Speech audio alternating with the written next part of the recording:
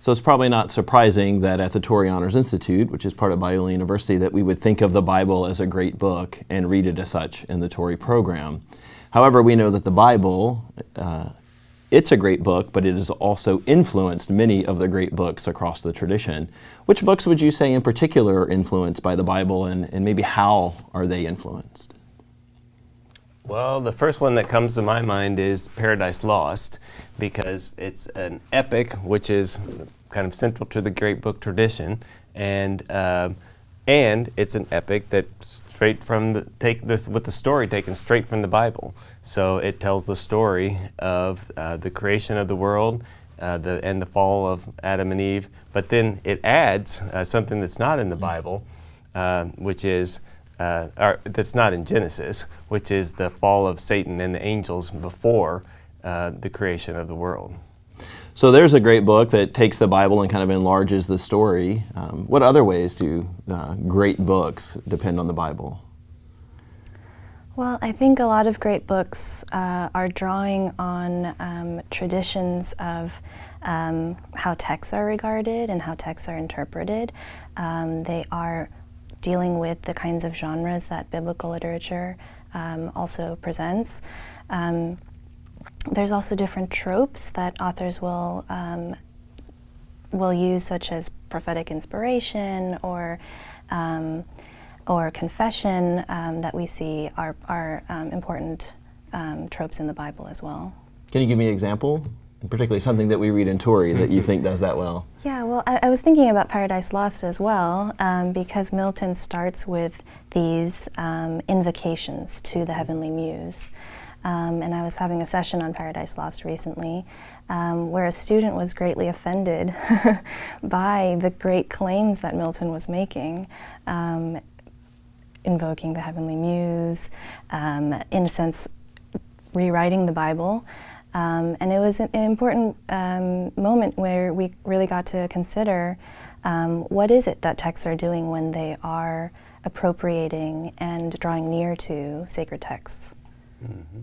So it seems like there were two things that the student, at least that the student was concerned about. One is that as if he's invoking the heavenly muse, he's actually claiming to have an inspiration that is some way corresponds to the inspiration of Scripture, and then he's taking liberties to expand the story. So there's both of those that seem that could be problematic. Yeah, so Milton's unique in perhaps particular ways because he does take the biblical story and flesh it out. What about Dante? Clearly influenced by the Bible, clearly has biblical themes, moves beyond them. How is he employing the Bible? What's the way we would think about reading Dante as a biblical author, if you will, someone influenced by the Bible? Well, obviously, the whole Divine Comedy is an expanded journey through the afterlife, and especially in the Bible, it does have things to say about what we should expect after this life. But you would have a lot more. We have a lot more detail in Dante than the Bible ever gives us. Right. Mm-hmm. Do you have thoughts about Dante, having studied him in particular? Well, Dr. Peters, you work on Dante a great deal as well. Back over to you, Dante. Yeah, I mean, I think Dante, he is inspired by the Bible, and he's highly inspired as well by the theology of the 13th century and into the 14th century when he's writing. But I see, in particular, what he's doing there is he's working in particular within the constraints of, I think, what he thinks would be the biblical narrative, and not really moving beyond them. And I think that's different than what Milton is doing, which is filling in gaps, if you will. I don't feel like Dante is so much filling in perceived gaps as simply being inspired by the biblical text, say for the image of light or something like that, and then capitalizing on it and moving the conversation forward about the implications of that biblical motif in his work itself. The idea of filling in gaps is interesting because you could say with Milton, he's taking the biblical story and then adding to it. But Dante seems to be taking the story of a hero's journey, and in particular the hero's journey into the underworld or the afterlife that you have in the Aeneid or in the Odyssey, and then filling in gaps in that story with the Bible. So it's interesting that they're filling in different stories, working from different perspectives, but doing something similar. Well, one maybe starting with the Bible and filling their it in. framework is one different. Starting with the tradition. And I wonder, even with the student, if he would have taken as much exception to taking a non-biblical story and filling in the Bible as he would have taken a biblical story and filling in maybe classical or other elements. Tolstoy begins Anna Karenina with a biblical quotation in the epigraph, "Vengeance is mine, I will repay." And then we read 800 pages of not any obvious direct dependence on the scripture. How do we take that in the great books tradition? When someone points us towards a particular biblical passage and then lays out their story, their great book, how does that affect the way perhaps we think of that? Well, T.S. Eliot has said that the reason why the Bible has had such a strong literary influence is because it was not perceived as purely literature, but because it was perceived as a sacred text. And the moment the Bible begins to be regarded as simply a literary text, then that's when it will lose its literary influence. I think that literature is always trying to aspire to be scripture in a sense.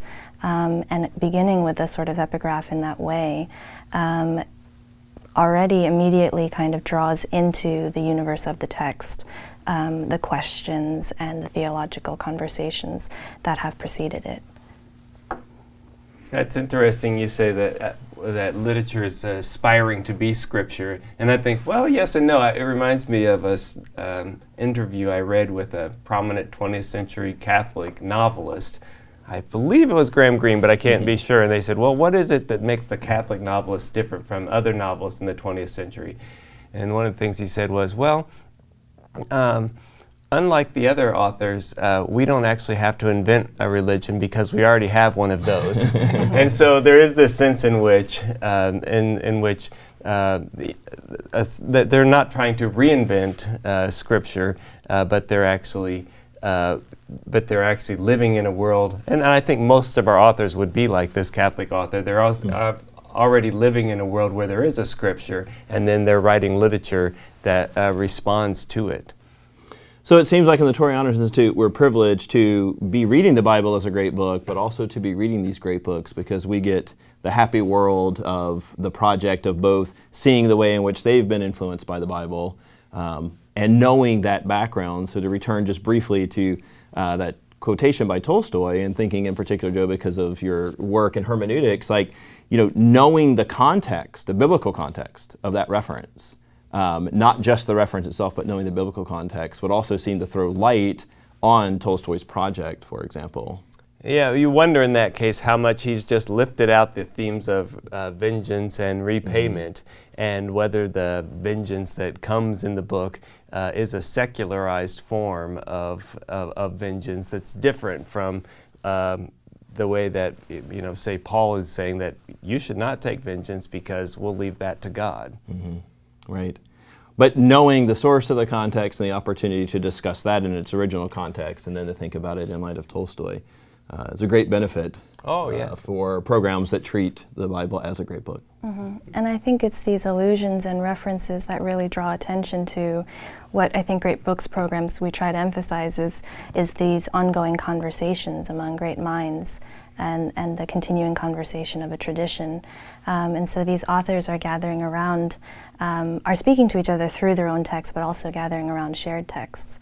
And we see how their voices are being added onto the ones that have come before them.